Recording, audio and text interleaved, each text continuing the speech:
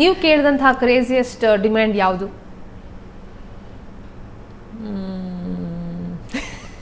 ಹೇಳಿ ಹೇಳಿ. ಮೀಸೆ ಇರಬಾರ್ದು, ಹೆಂಗಾಗಿ ಕಾಣಿಸ್ಬೇಕು ಅನ್ನೋ ಥರ ಈಗಿನ ಒಂದು ಇದು ಟ್ರೆಂಡ್ ಕೇಳಿದ್ದೀನಿ ನಾನು.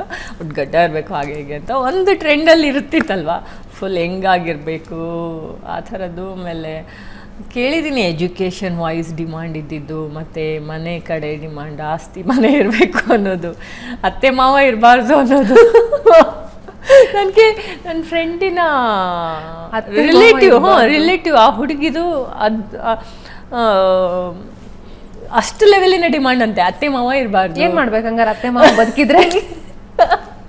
ಅತ್ತೆ ಮಾವ ಇರಬಾರ್ದು, ಅವ್ನು ಹೈಲಿ ಎಜುಕೇಷನಲ್ಲಿ ಅದು ಗೊತ್ತಿಲ್ಲ ನನಗೆ. ಆಮೇಲೆ ಅವ್ನು ನೋಡ್ಲಿಕ್ಕೂ ಅಷ್ಟೇ, ಇಷ್ಟು ಹೈಟು 6 ಇರಬೇಕು ಹೈಟ್ ಅಂತೆಲ್ಲ ತುಂಬ ಕಷ್ಟ ಇದೆ.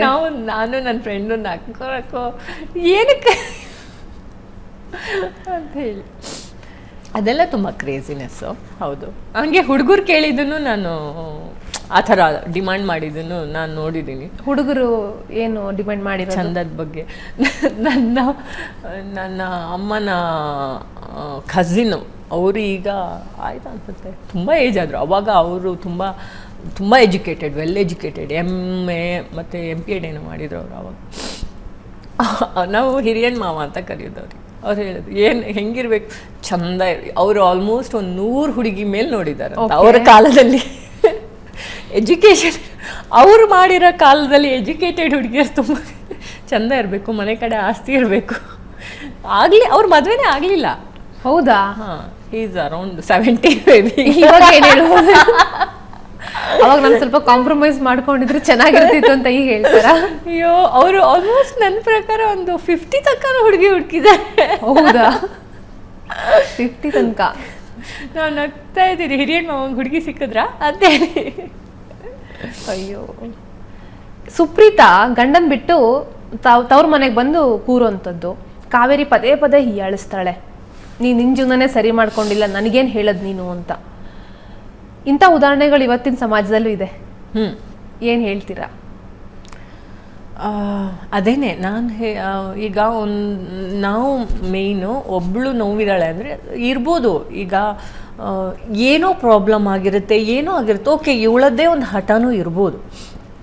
ನಾವು ತುಂಬ ಕೆಳಗೆ ಮಾಡ್ತಾ ಹೋಗ್ಬಿಟ್ರೆ ನಮ್ಮವ್ರನ್ನೇ ನಾವು, ಅಂದರೆ ಒಂದು ಹೆಣ್ಣಾಗಿ ನಾನು ಇನ್ನೊಂದು ಹೆಣ್ಣನ್ನು ತುಂಬ ಕೆಳಸ್ಥಾನದಲ್ಲಿ ಅವಳು ಅನ್ನೋ ಥರ ಹೋಗ್ಬಿಟ್ರೆ ಅದು ನನ್ನನ್ನು ನಾನು ಕೆಳಗೆ ಹಾಕ್ಕೊಂಡಂಗೆ. ನಾವು ಹೆಣ್ಣಾಗಿ ನನ್ನನ್ನು ನಾನು ಕೆಳಗೆ ಹಾಕ್ಕೊಂಡಂಗೆ. ಅಟ್ಲೀಸ್ಟು ಸರಿ ಮಾಡೋಕ್ಕಾಗುತ್ತೋ ಇಲ್ವಾ, ಬೇಡ ಅಂಥದ್ದು ಮಾತು ಬೇಡ ಅನ್ನೋದು ನನಗೆ. ರೀಸೆಂಟಾಗಿ ಒಬ್ರು ಹೇಳೋದನ್ನ ನಾನು ಕೇಳಿದ್ದೀನಿ. ಒಂದು ವ್ಯಕ್ತಿ ದುಡ್ದಿಲ್ಲ ಅಂತಂದರೆ ಅವ್ರ ಅಪ್ಪ ಅಮ್ಮ ಕೂಡ ಬೆಲೆ ಕೊಡಲ್ಲ, ಅವ್ರ ಮನೇಲಿ ಕೂಡ ಗೌರವ ಇಲ್ಲ, ಸಮಾಜ ಕೂಡ ಗೌರವ ಕೊಡಲ್ಲ. ಹಾಗೆ ಈಗ ಒಂದು ಹೆಣ್ಣು ಮದುವೆ ಆಗಿ ಮತ್ತೆ ತವ್ರ ಮನೆಗೆ ಬಂದ್ಲು ಅಂತಂದರೆ ಅಲ್ಲಿ ಮನೇಲೂ ಕೂಡ ಅವಳಿಗೆ ಗೌರವ ಇಲ್ಲ ಅಂತ. ಅಂದರೆ ಹಾಗೆ ಸಪೋರ್ಟ್ ಮಾಡಿದವ್ರೂ ನಾನು ನೋಡ್ತಾ ಇದ್ದೀನಿ. ತಂದೆ ತಾಯಿ ಓಕೆ ಪರವಾಗಿಲ್ಲ, ಸರಿ ಹೋಗ್ತಿಲ್ವ ಅವನು ಬಿಟ್ಬಿಡು ಅನ್ನೋ ಥರ. ಬಟ್ ಯಾವಾಗ ಇವಳು ಹೆಣ್ಣು ಸ್ವಲ್ಪ ಇಂಡಿಪೆಂಡೆಂಟ್ ಇದ್ದಾಳೆ, ಸ್ವಲ್ಪ ಒಂದು ಫೈನಾನ್ಷಿಯಲಿ ಸ್ವಲ್ಪ ಸ್ಟ್ರಾಂಗ್ ಇದ್ದಾಳೆ ಅಂದಾಗ ಸಪೋರ್ಟ್ ಮಾಡ್ತಾರೇನೋ. ಬಟ್ ತಂದೆ ತಾಯಿ ಸಪೋರ್ಟ್ ಮಾಡಿದ್ದು ಇದೆ. ಅದೇನೆ ಇದೆ ಯಾವಾಗ ಅಷ್ಟೇ. ಈಗ ಅದು ಡಿಪೆಂಡ್ ಆಗುತ್ತೆ, ಅವಳು ಯಾವ ಸಿಚುವೇಶನಲ್ಲಿ ಬಿಟ್ಟು ಬಂದಿದ್ದಾಳೆ ಅಂತ ಅರ್ಥ ಮಾಡಿಕೊಂಡು ಓಕೆ ನಮ್ಮ ಇರಲಿ ಬಿಡು ಅನ್ನೋದು ಬೇರೆ ಥರ.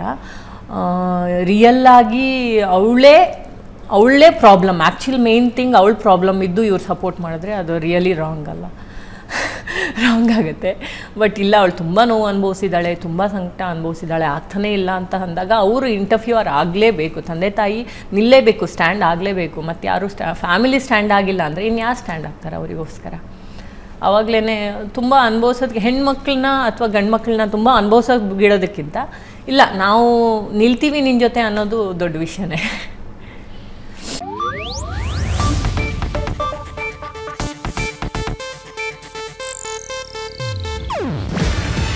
ಇದು ಏಷ್ಯಾನೆಟ್ ನ್ಯೂಸ್ ನೆಟ್ವರ್ಕ್ ಪ್ರಸ್ತುತಿ. ನೀವು ನೋಡ್ತಿದ್ದೀರಾ ಏಷ್ಯಾನೆಟ್ ಸುವರ್ಣ ನ್ಯೂಸ್.